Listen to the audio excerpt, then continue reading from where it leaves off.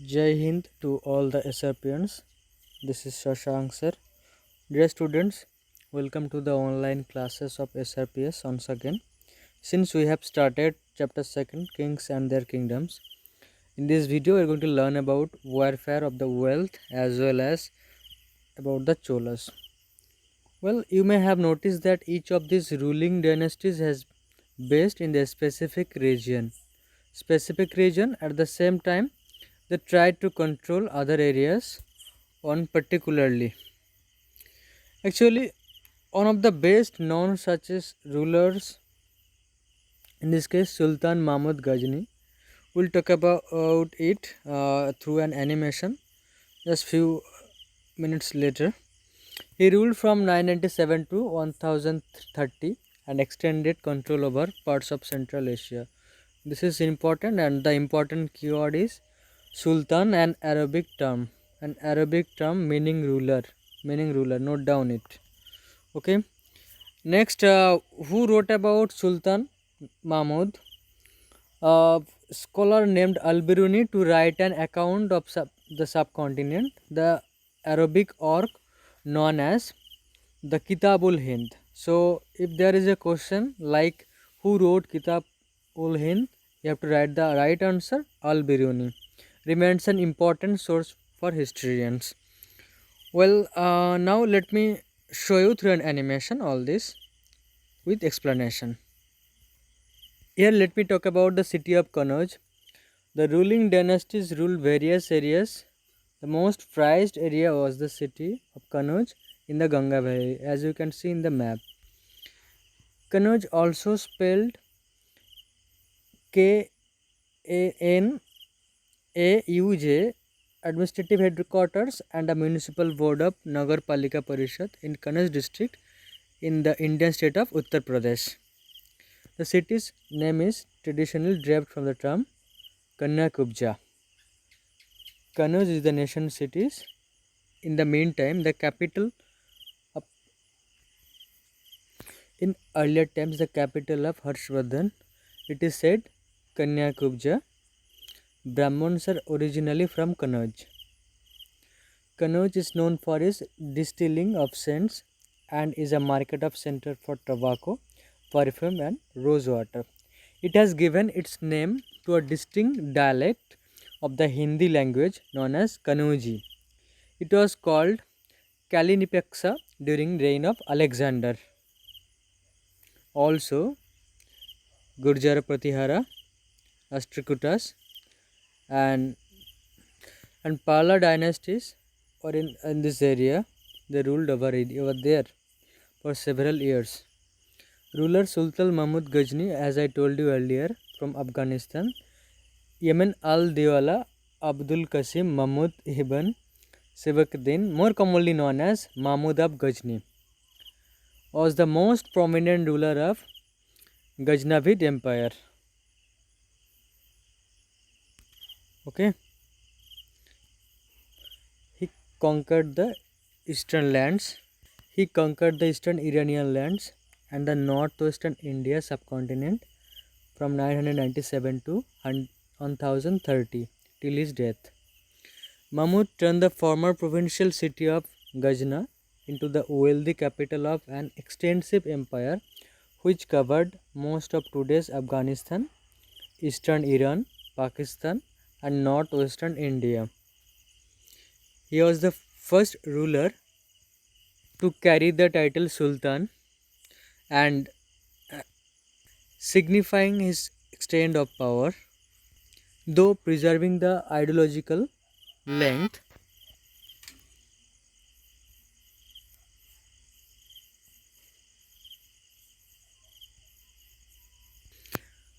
During his rule, he invaded and plundered parts of Hindustan east of the Indus River 17 times.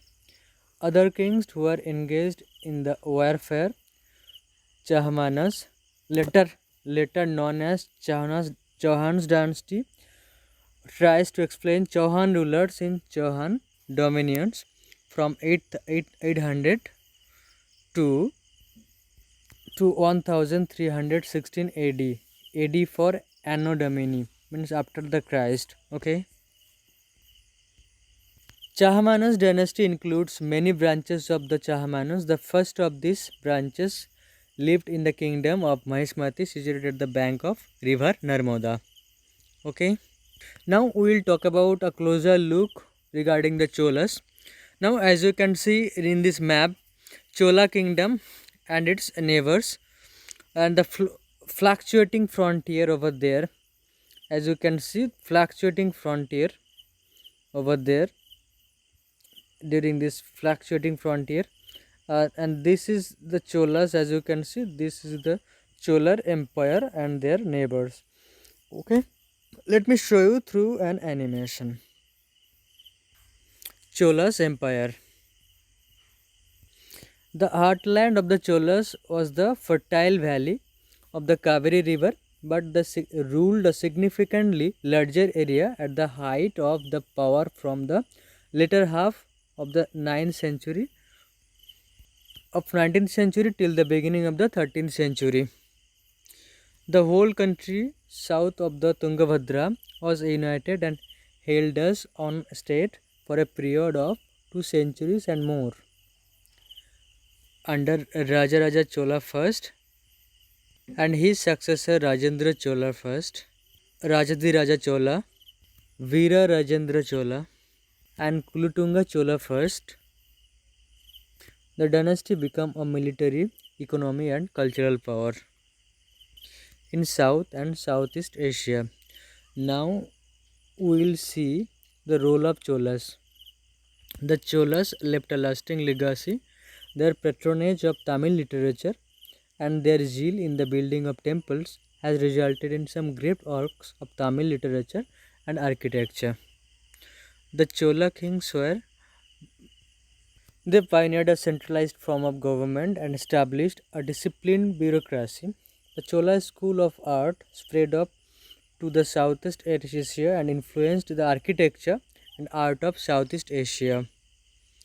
Also, according to the now students look at the history. The history of the Cholas falls into four periods: the early Cholas and the of the Sangam literature, an intergram between the fall of the Sangam Cholas and the rise of the medieval Cholas under the Vijayalaya after 848 AD. Here, Mahmud turned the former provincial city of Ghazni into the wealthy capital of an extensive empire which covered most of today's Afghanistan, eastern Iran, Pakistan, and northwestern India. In the medieval Cholas, a large number of stone inscriptions by the Cholas themselves and by the rival kings, Pandyas and Chalukyas, and copper plate grants have been instrumental in constructing the history of Cholas of that period. Vijayalaya, a feudatory of Pallavas, took an opportunity arising out of a conflict between Pandyas and Pallavas in 850th century, captured the Tanjavur from the Mutairar and now the later Cholas. The later Chola dynasty saw the capable of rulers in Kulothunga Chola first, his son Vikrama Chola, other successor like Rajendra Chola and Rajadhiraja as well, Chola second, and the great Kulothunga Chola third, who conquered Kalinga, Elam, and Kadhana. Let me show the dynasty in detail. Rajendra Chola first, Vikram Chola, then Raja Chola second, then Rajadhiraja Chola second, and after that the great Kulothunga Chola third. Do you get me?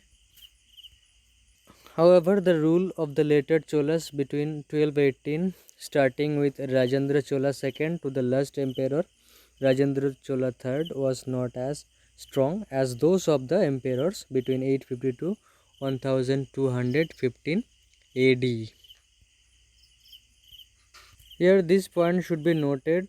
Types of the land. Chola's inscription mentions several categories. First, Belavagi, land of non-Brahmana peers, and Brahmapadaya, Brahmadaya, land gifted to Brahmins. Shalabhanga, land for the maintenance of a school. Devadana, land gifted to the temples. And Palichi Chandam, land donated to the Jain institutions. Okay, that's all for the day. In the next class, I will talk about let's recall and some question answer, as you can see. So till then, stay safe and keep learning. Thank you very much.